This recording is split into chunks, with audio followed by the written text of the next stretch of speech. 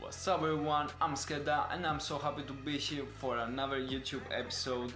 I hope that you are happy too, of course. So today I'm gonna make the dopest edit ever in less than a minute. So guys, here we have a drum beat.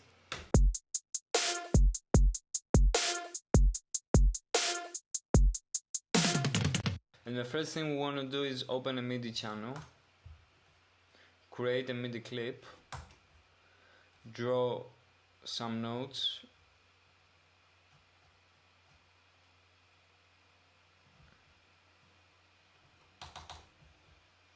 then go to the search and write hip hop, click on operator and drag and drop the hip hop sub bass.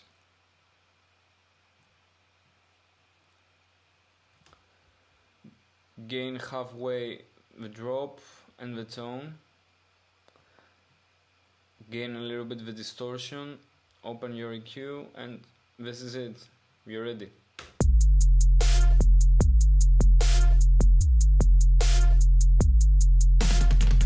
This is what I do to my tracks actually.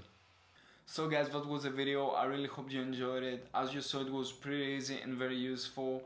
Don't forget to subscribe, more videos like this are coming. See you next time.